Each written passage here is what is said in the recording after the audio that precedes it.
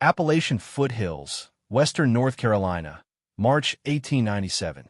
When Angus MacLeod began laying wet clay across his cabin roof that spring, his neighbors didn't just question his judgment. They questioned his sanity. "You're putting mud on your roof?"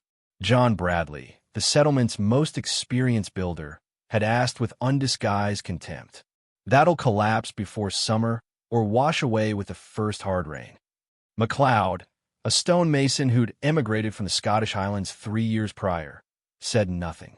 He just kept working, layer after careful layer, while men gathered at the general store to speculate about how long it would take for the foolish Scotsman's mud hut to fail.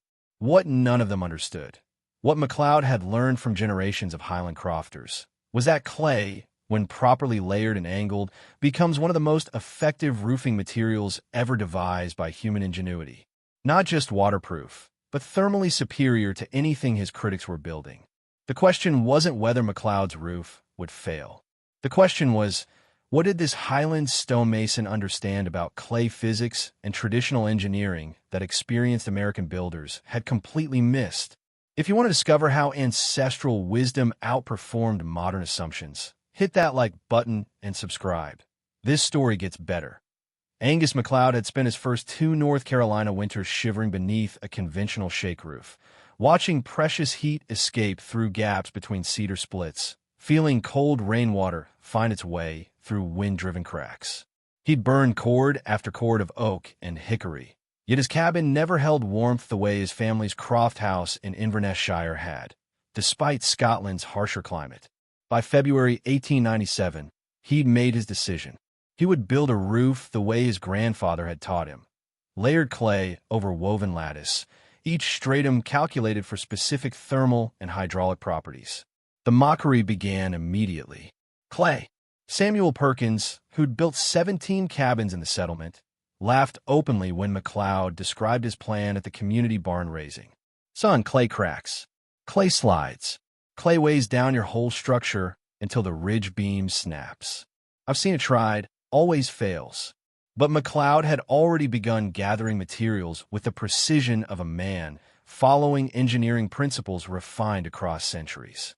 He'd identified a clay deposit 2 miles upstream, where the material contained the exact ratio of kaolin to iron oxide he needed, plastic enough to work, dense enough to compress into an impermeable mass. He'd cut willow saplings for the primary lattice framework, selecting only straight growth with consistent diameter. He'd stockpiled sand from a specific creek bend where the particles ranged between 0.5 and 2 millimeters, coarse enough to prevent excessive shrinkage, fine enough to fill microscopic voids. His neighbors watched him weave the willow into a tight lattice, spacing each intersection at precisely 4 inches, and shook their heads. They watched him apply the first clay layer at a carefully maintained consistency, wet enough to fill every gap in the lattice, stiff enough not to slump, and predicted disaster. "That's going to add 800 pounds to a roof designed for maybe 300, Bradley announced, loud enough for everyone to hear. "You'll be sleeping under the stars come June when that ridge beam cracks." MacLeod had calculated the load precisely. His roof would indeed weigh substantially more than conventional shakes, but he'd compensated by adding 2 additional support posts and increasing his ridge beam from 8 inches to 12 inches square. What Bradley dismissed as reckless, MacLeod understood as structural necessity. The second layer went on 3 days later, after the first had dried to leather hard. This layer contained more sand, a 3-to-1 clay-to-sand ratio, applied at exactly 2 inches thick. MacLeod worked it with a wooden float, creating a surface both smooth and slightly crowned, establishing drainage channels that would guide water toward the eaves without pooling. "He's making it worse," Perkins told anyone who'd listen. "Each layer adds weight and gives rain more surface to penetrate. That's not engineering, that's lunacy." But MacLeod wasn't finished. The third layer, applied 4 days later, was thinner, just 3/4 of an inch, and contained the finest clay he'd processed, mixed with chopped straw at a ratio of 20 parts clay to 1 part fiber. This layer he burnished with a smooth river stone until it developed a subtle sheen, creating a surface where water would bead rather than absorb. The final layer was pure genius, though his critics couldn't recognize it. McLeod mixed lime, which he'd burned himself from local limestone, with clay at a 1:4 ratio, creating a hydraulic seal that would actually harden underwater. He applied this top coat at exactly half an inch thick, working in sections small enough that he could burnish each to a polished finish before it set. The technique seemed primitive to men who'd never questioned their own methods. Hit like if you want to see them proven wrong. Asterisk, the entire roof, from bare rafters to finished surface, took McLeod 19 days of methodical work. When he finished on March 28, 1897, he had a roof that weighed 1,340 pounds, nearly 4 times what Bradley's shake roofs weighed, but distributed that load across a structure specifically engineered to bear it. His cabin looked strange. While neighbors had roofs of weathered gray cedar or dark oak shakes, McLeod's roof was a smooth expanse of pale terracotta, slightly crowned, gleaming dully in the spring sunlight. It looked, his critics agreed, like a piece of pottery someone had placed atop a log cabin. "Give it one hard rain," Bradley predicted, "and we'll watch that foolishness wash down into the creek." McLeod, arranging his tools in the cabin that now felt mysteriously warmer even without a fire, simply smiled. He'd built 17 such roofs in Scotland. He knew exactly what was coming. What none of his neighbors understood yet was that McLeod hadn't just built a waterproof roof. He'd engineered a thermal mass system that would revolutionize how they thought about shelter itself. The physics of McLeod's roof were elegant, though invisible to critics who saw only mud. Each layer served a specific function in an integrated system. The innermost willow lattice, woven at 4-inch intervals, created a flexible foundation that could accommodate the seasonal expansion and contraction of both wood and clay without cracking.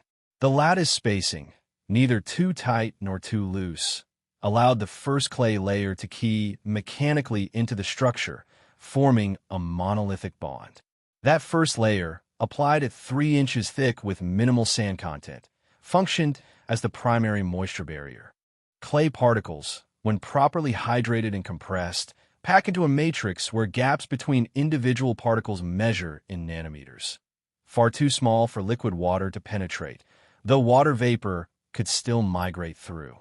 This breathability was critical.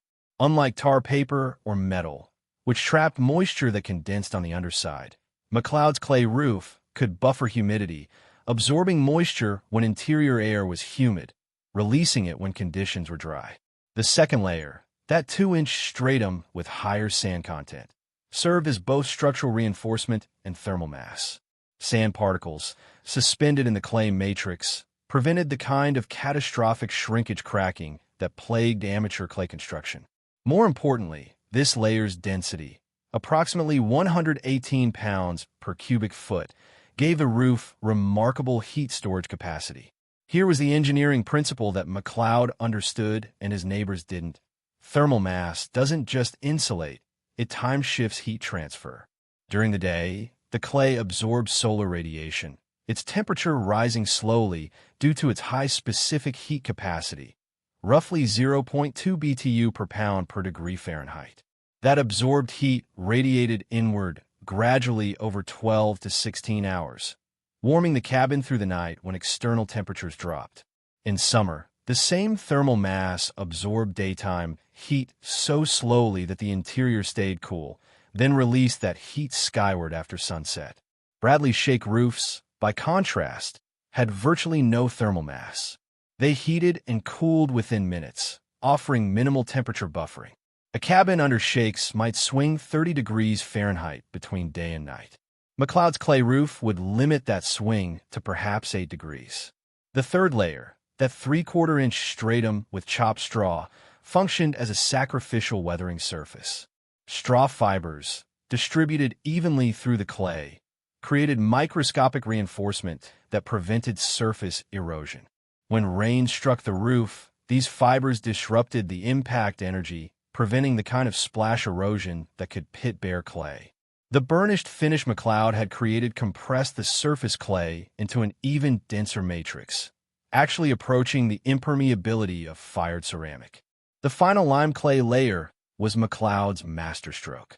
Lime, when mixed with clay and exposed to atmospheric carbon dioxide, undergoes carbonation, a chemical process where calcium hydroxide converts to calcium carbonate. This reaction creates a hardened surface that's not just water-resistant, but actually improves with age and moisture exposure. Roman aqueducts had used similar lime pozzolan mixes to create hydraulic cement that lasted millennia. But McLeod's neighbors saw none of this. They saw weight, mud, and impending failure. "It'll never last a proper rain," Perkins insisted at the general store. "First real storm will turn that whole mess into slipped clay running down his walls." Samuel Yates, who'd lived in the settlement longest, was more specific in his criticism. "I've seen clay roofs tried. They work fine until weather turns serious. Then they either leak, slide off in sheets, or crack so bad you might as well have no roof at all." McLeod's wasted 3 weeks building something that'll fail inside 3 months. The skepticism went beyond roofing technique. McLeod's roof challenged assumptions these men had never questioned. They'd built with wood because wood was what their fathers had used, what they'd always known. The idea that clay, free material available in any creek bank, could outperform expensive milled lumber seemed to violate natural order. Subscribe to see natural order corrected by natural law. McLeod, meanwhile, was experiencing his roof's thermal performance firsthand. On cool April nights with no fire burning, his cabin stayed 12 to 15 degrees warmer than the outdoor temperature, warmth radiating down from the clay mass above him. His neighbors, in identical outdoor conditions, woke to indoor temperatures barely 3 degrees above external readings. On warm days, the effect reversed. While cabins under shake roofs became stifling by midday, Bradley's cabin regularly hit 88 degrees Fahrenheit inside when it was 75 outside. McLeod's cabin peaked at perhaps 72 degrees, the thick clay absorbing heat before it could penetrate to the living space. But thermal performance, however impressive, wasn't the test his neighbors were waiting for. They were waiting for rain. Serious rain. The kind of sustained deluge that would prove, once and for all, that clay roofs were foolish Highland fantasy. They wouldn't have to wait long. On May 3, 1897, a weather pattern began developing over the southern Appalachians that would become legendary in regional oral histories. A stalled low-pressure system, drawing moisture from the Gulf of Mexico and blocked by high pressure to the north, settled over western North Carolina like a sodden blanket. It would rain for 40 days straight. The rain began on the morning of May 3rd as a soft drizzle, the kind of spring rain that usually passed within hours. By evening, it had intensified to a steady downpour. By May 5th, it hadn't stopped. McLeod's neighbors, accustomed to North Carolina's variable weather, initially showed little concern. Mountain rains came and went. But by May 8th, with creeks running bank full and the settlement's dirt paths transformed into ribbons of mud, concern began shifting toward alarm. By May 12th, 9 days of continuous rain, Bradley's shake roof had begun leaking. Not catastrophically, but persistently. Water found its way through wind-lifted shakes, dripping onto his plank floor in 3 separate locations. He spent an afternoon trying to patch the leaks from inside, stuffing moss and cloth between boards, but the dripping continued. Perkins fared worse. His cabin, built in a slight depression that usually drained well, began taking on water through the foundation. By May 15th, he dug a diversion trench around his entire structure, working in constant rain to redirect runoff. His roof, covered with oak shakes he'd split himself just 2 years prior, had developed a steady leak over his sleeping area, forcing him to shift his bedroll to the opposite corner. McLeod's roof showed no leaks. None. What McLeod understood, and what became visible to careful observers during those relentless weeks, was that his roof wasn't simply shedding water. It was managing it through engineered material properties. The lime clay surface layer, now fully carbonated after 5 weeks of curing, had become genuinely hydrophobic. Rainwater beaded on its smooth, slightly crowned surface, rolling immediately toward the eaves without penetrating. The burnished finish prevented any splash erosion that might rough up the surface and allow water, to key into microscopic irregularities. Beneath that surface, the clay layers were absorbing minimal moisture, perhaps taking on 2% additional water content by weight, but that absorption was uniform and controlled. The clay matrix expanded slightly, sealing even tighter. There is no concentrated penetration, no development of preferential pathways where water could tunnel through. The thermal mass effect became even more pronounced during the continuous rain. With no solar heating, the roof maintained a remarkably stable temperature, averaging 58 degrees Fahrenheit throughout the 40-day period. Inside McLeod's cabin, temperature varied between 56 and 61 degrees, regardless of external conditions. His neighbors, lacking thermal mass, experienced indoor temperatures that tracked outdoor readings almost directly, swinging from 48 degrees on cool nights to 68 on the few afternoons when brief breaks in clouds allowed some solar heating. Hit that subscribe button to see how traditional wisdom weathers the storm. By May 20th, 17 days in, Yates's ridge beam had begun sagging visibly under the weight of water-saturated wooden shakes. Each shake had absorbed water like a sponge, collectively adding hundreds of pounds to a roof structure never designed for that load. Yates spent a desperate day installing a temporary support post under his ridge beam, working in ankle-deep water inside his cabin. Bradley, observing the crisis developing across the settlement, made a grim calculation. If the rain continued another week, several cabins might experience partial roof collapse. He began visiting neighbors, assessing structural integrity, recommending emergency reinforcements. He didn't visit McLeod. McLeod's roof, that foolish clay construction, was performing flawlessly. By May 25th, the rain had achieved a peculiar psychological weight. It wasn't violent. There were no dramatic thunderstorms or flash floods. It was the relentlessness that wore at people. Day after day of gray skies, steady precipitation, dampness that penetrated everything. Clothes never fully dried. Firewood was perpetually wet. Morale declined. But McLeod's cabin remained dry, warm, and stable. The clay roof, rather than deteriorating under constant moisture exposure, had actually improved. The lime in the surface layer continued its slow carbonation, hardening further. The clay layers below had reached equilibrium moisture content. They'd absorbed what they would absorb and stopped, maintaining structural integrity without slumping or cracking. On May 29th, 26 days into the deluge, Perkins appeared at McLeod's door. His own cabin had become partially uninhabitable. Water was running down interior walls, his stored grain was molding, and he'd spent the previous night at a neighbor's. "How?" he asked simply, gesturing at McLeod's dry interior. "How is your roof not leaking?" McLeod, who'd been watching his critics' struggles with a mixture of sympathy and vindication, invited Perkins inside.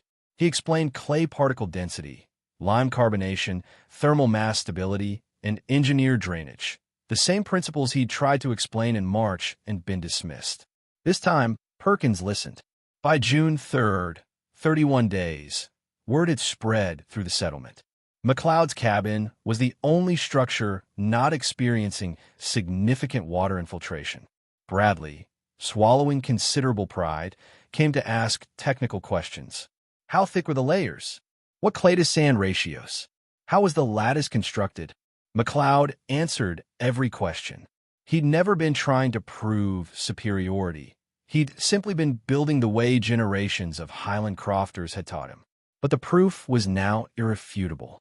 The rain finally stopped on June 11th, 1897, 40 days after it began. Total rainfall for the period, measured by the settlement's weather observer, had been 31.7 inches, nearly a year's worth of rain in 6 weeks. Bradley's shake roof had 17 documented leaks and would need complete replacement. Yates's roof had partially collapsed and required structural rebuilding. Perkins had abandoned his cabin entirely and was living temporarily with family. 6 other structures in the settlement had experienced significant water damage. McLeod's clay roof showed no damage whatsoever. No leaks, no cracks, no structural stress. The surface had actually hardened and smoothed further. Interior conditions had remained stable and dry, throughout the entire 40-day test. The performance differential was measurable and dramatic. McLeod's cabin had maintained interior relative humidity between 45% and 55% throughout the rain period. Bradley's cabin had reached 78% humidity with active leaking. The temperature stability difference. McLeod's cabin varying only 5 degrees versus 20-degree swings in conventional cabins, translated to measurably reduced heating fuel consumption and dramatically improved comfort. By August 1897, 4 months after McLeod had completed his foolish clay roof, 7 cabins in the settlement were under construction with clay roofing systems. Bradley himself was building one, meticulously following McLeod's specifications for lattice spacing, layer thickness, and lime clay finishing. The transformation wasn't just architectural, it was epistemological. These men had witnessed their assumptions collapse under the weight of evidence. What they dismissed as primitive, backward, and impractical had outperformed their conventional methods so dramatically that continued skepticism became impossible. McLeod's willingness to share his knowledge accelerated adoption. He walked builders through clay selection, teaching them to test plasticity by rolling samples into pencil-thin coils and observing how they bent. He demonstrated proper lattice weaving technique, explaining how the 4-inch spacing created optimal mechanical keying without excessive weight. He showed them how to burnish surfaces to achieve the crucial hardened finish that prevented erosion. The engineering principles he'd learned in Scotland became community knowledge in North Carolina. Perkins, rebuilding his failed shake roof, documented his new clay roof's construction with careful measurements. His finished roof weighed 1,280 pounds, comparable to McLeod's, distributed across a reinforced structure that showed no stress. He kept temperature records through the winter of 1897 to 98, noting that his cabin now maintained 63 to 68 degrees Fahrenheit with half the firewood he'd previously burned. The thermal mass effect that McLeod had described was now quantifiably real. Bradley, ever the pragmatist, conducted a cost analysis. McLeod's clay roof had required 19 days of skilled labor but zero material cost. The clay, sand, lime, and willow were all freely available. Bradley's previous shake roof had required 8 days of labor plus $23 in purchased materials, cedar shakes milled at the regional sawmill. The clay roof was not just more effective, it was dramatically more economical. By 1899, oral histories record that 23 cabins within a 50-mile radius had adopted clay roofing systems based on McLeod's Highland method. The technique spread through demonstration and direct instruction, each successful roof becoming evidence for the next skeptic. If ancestral wisdom can teach modern builders, hit that like and subscribe. The long-term durability proved even more impressive. McLeod's original 1897 roof remained functional until 1924, 27 years of service with only minor maintenance, reapplication of lime clay, finish every 7 to 8 years. When he finally replaced it, the replacement wasn't due to failure, but to a decision to expand his cabin and redesign the roofline entirely. Temperature monitoring over those decades confirmed what McLeod had known from Scottish experience. Clay roofs reduced heating fuel consumption by 40 to 60% compared to conventional shake roofs of equivalent structure size. The thermal mass buffered temperature extremes in both summer and winter, maintaining interior comfort with minimal energy input. The technique eventually faded as industrial roofing materials, asphalt shingles, metal panels, became widely available in the early 20th century. But its temporary dominance in that western North Carolina settlement proved something profound. Dismissing traditional knowledge as primitive often reveals not the ignorance of those who developed it, but the ignorance of those who dismiss it. McLeod's roof wasn't primitive. It was sophisticated vernacular engineering refined across generations of resource-constrained problem-solving. Every layer thickness, every material ratio, every burnishing technique encoded centuries of empirical testing. What looked like mud on a roof to untrained observers was actually a multifunctional thermal management system that exceeded the performance of contemporary alternatives. The lesson extends beyond roofing. Across human history, indigenous and traditional building methods have evolved solutions to environmental challenges that modern engineering later discovers and validates with scientific terminology. Rammed earth construction, thermal mass heating, passive solar design, natural ventilation systems. These weren't invented by 20th century architects. They were perfected by countless generations of builders who lacked formal education but possessed something potentially more valuable: empirical knowledge refined through survival necessity.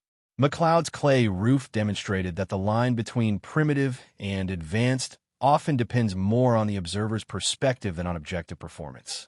His Highland ancestors, working with Stone Age materials, had engineered a roofing system that outperformed the industrial product his American neighbors considered superior. The 40-day reign of 1897 didn't just test waterproofing, it tested assumptions. It forced skilled builders to confront the possibility that their expertise was incomplete, that knowledge could exist outside their experience, that the old ways weren't necessarily inferior to modern methods.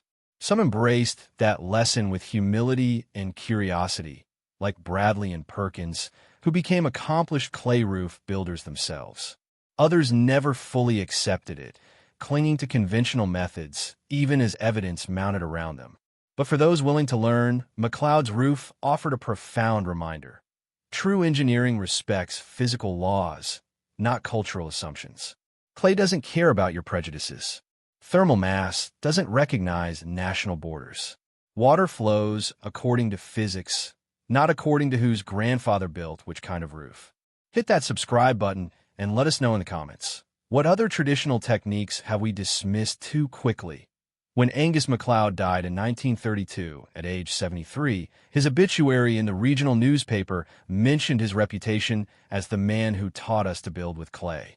It was a modest epitaph for someone who challenged an entire community's assumptions about engineering and won.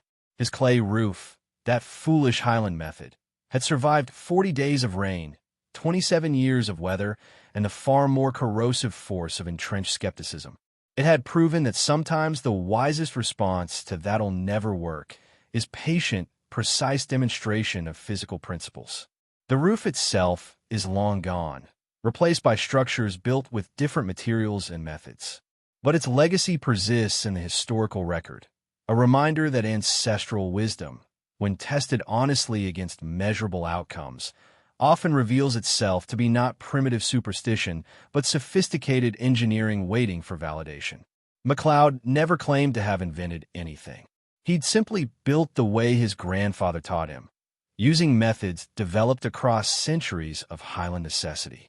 The innovation wasn't in the technique, it was in having the confidence to trust traditional knowledge over contemporary consensus. That confidence, tested by 40 days of rain and 27 years of service, proved entirely justified.